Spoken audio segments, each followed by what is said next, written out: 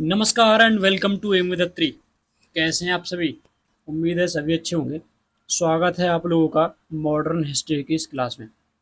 आज का जो हमारा टॉपिक रहने वाला है, टॉपिक रहेगा हमारा साइमन कमीशन, जिसमें अगस्त प्रस्ताव पढ़ेंगे और सुभाष चंद्र बोस जिनमें अध्यक्ष रहे वो दोनों अधिवेशन देखेंगे।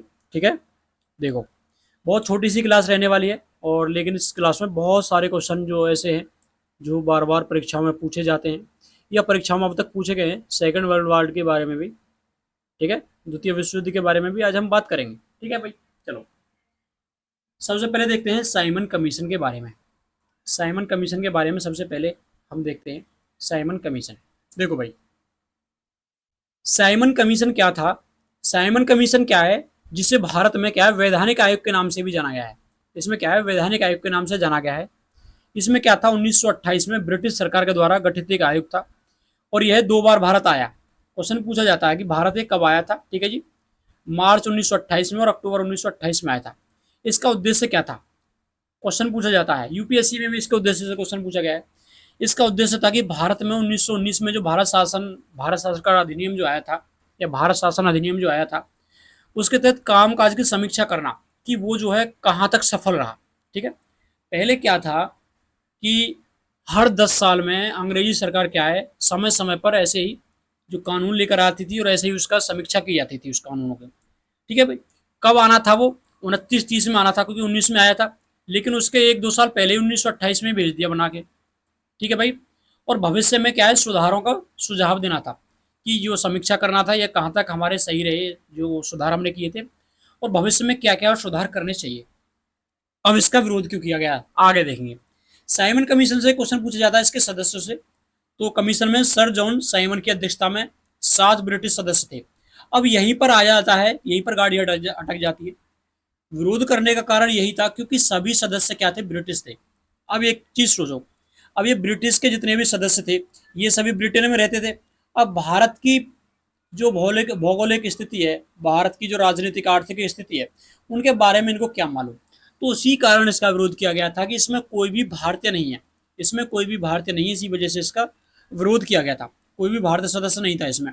भारतीयों ने इसे आत्म निर्णय के सिद्धांत की अवहेलना कहा। इन्होंने ये अवहेलना कहा कि हमारे आत्मनिर्णय के सिद्धांत की ये अवहेलना है। ठीक है भाई, आगे देखो आगे क्या जाता है। इसी में आगे क्या है, इसका विरोध प्रदर्शन किया गया बड़े स्तर पर।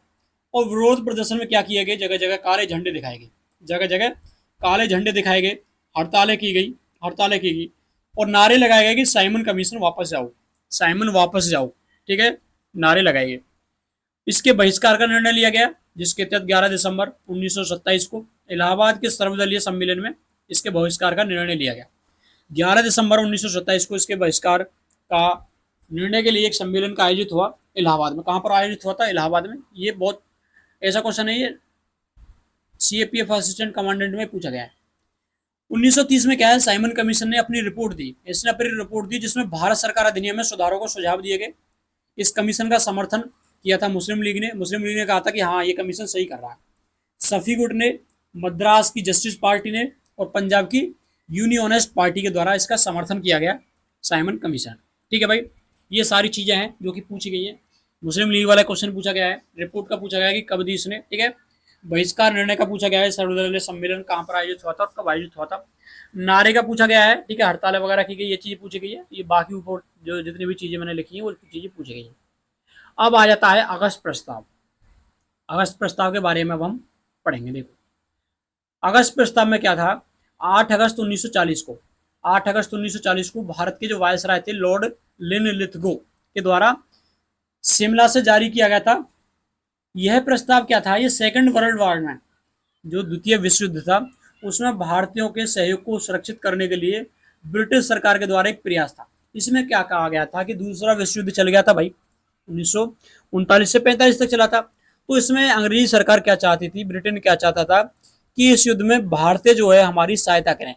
भारतीय सहायता कब करेंगे कि उनके आगे कुछ ना कुछ लालच उन्हें दिया जाएगा। तो वही लालच था ये। इसमें क्या था, प्रस्ताव में भारत को युद्ध के बाद डोमिनियन स्टेट, इसमें कहा गया था कि आप युद्ध में हमारी सहायता करो, आफ्टर युद्ध जो है आपको डोमिनियन स्टेट यानी अधिराज्य दिया जाएगा। जिस प्रकार से वर्तमान में कई बार बता चुका हूं, ऑस्ट्रेलिया में शासन है, वहां पर राष्ट्रपति नहीं चुना जाता, केवल प्रधानमंत्री की नियुक्ति की जाती है, मतलब चुना जाता है। इसी प्रकार बात की गई थी कि आप जो है ब्रिटेन के अधीन रहोगे, लेकिन आपको क्या है, डोमिनियन का दर्जा दिया गया है जाएगा, ठीक है जी।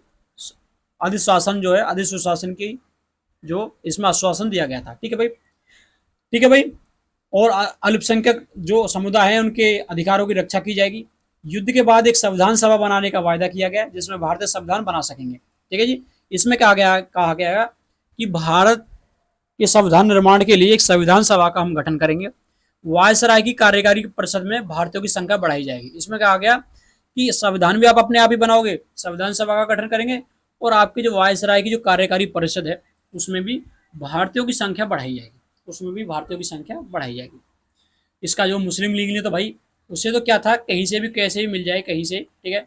मुस्लिम लीग ने इसका समर्थन कर दिया और 3 मार्च 1940 को लाहौर अधिवेशन में पाकिस्तान प्रस्ताव पारित कर दिया। लो भाई साहब, मुस्लिम लीग ने इसका प्रस्ताव को समर्थन कर दिया कि अगर इस प्रस्ताव को हम समर्थन देते हैं, और 3 मार्च 1940 को लाहौर अधिवेशन में पाकिस्तान प्रस्ताव पास कर दिया। उन्हें लगा कि जो है अब हमारे दिन ऐसे ही बदलेंगे। 22 दिसंबर 1939 को कांग्रेस के सभी मंत्रियों ने त्याग पत्र दे दिया। इसे लीग ने मुक्ति दिवस के रूप में मनाया। इसका विरोध करके क्या है, मुझे आपके कांग्रेस के जितने भी मंत्री थे उन्होंने त्याग पत्र दे दिया, जिसे लीग ने कहा कि हमें मुक्ति मिल गई, हमें मुक्ति मिल गई, तो इसी वजह से मुक्ति दिवस मनाया था, ठीक है भाई। अच्छा, 1940 से 46 के बीच जो कांग्रेस का जो अध्यक्ष था मौलाना आजाद, क्वेश्चन पूछा गया है 1940 से 46 के बीच, ठीक है जी, लगातार जो अध्यक्ष कौन थे, मौलाना आजाद थे। अगस्त प्रस्ताव से असंतुष्ट होकर कांग्रेस ने 17 अक्टूबर 1900 जो भी है 40 है व्यक्तिगत सत्याग्रह शुरू किया गया था। क्या व्यक्तिगत सत्याग्रह कब शुरू किया, 17 अक्टूबर को, ध्यान रखना।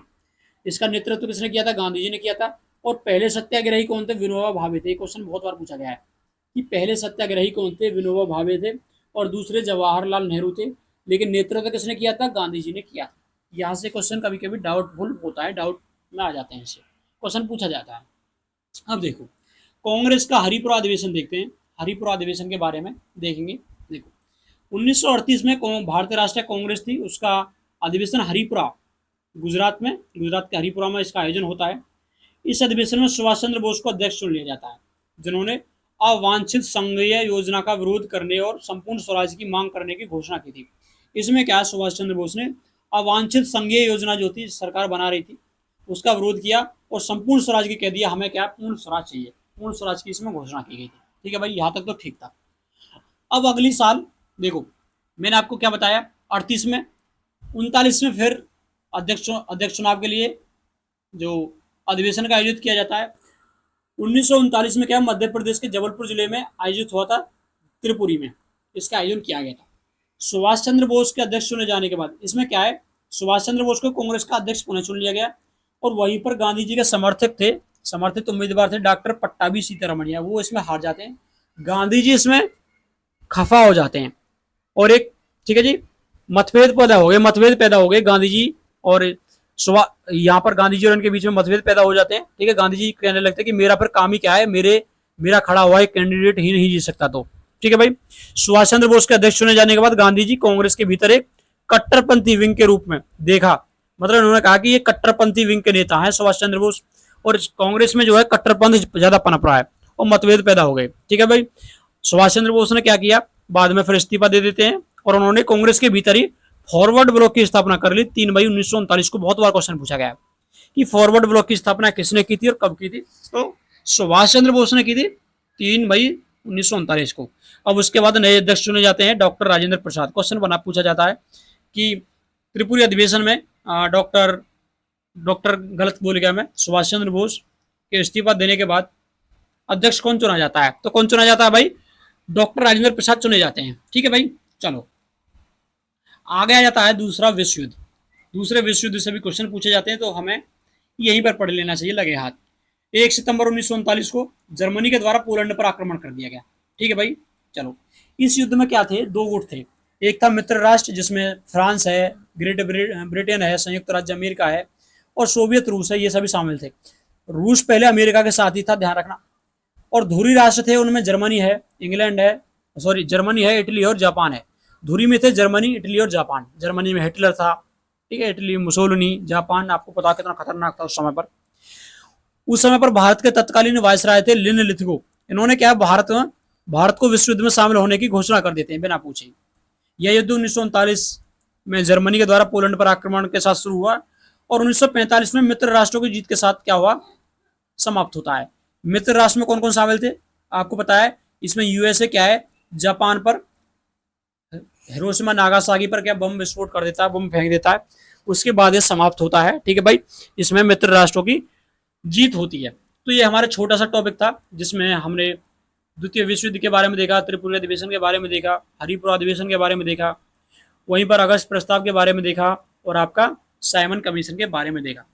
इसी प्रकार से आप अन्य सब्जेक्टों के लिए हमारे इस चैनल को सब्सक्राइब कर सकते हैं और वीडियो को लाइक कर सकते हैं। ठीक है भाई, और हमारे अन्य सब्जेक्ट भी इसमें पड़े हुए हैं, अन्य सब्जेक्ट भी हमारे यूट्यूब चैनल पर पड़े हुए हैं जहाँ से आप अपनी स्टडी कर सकते हो।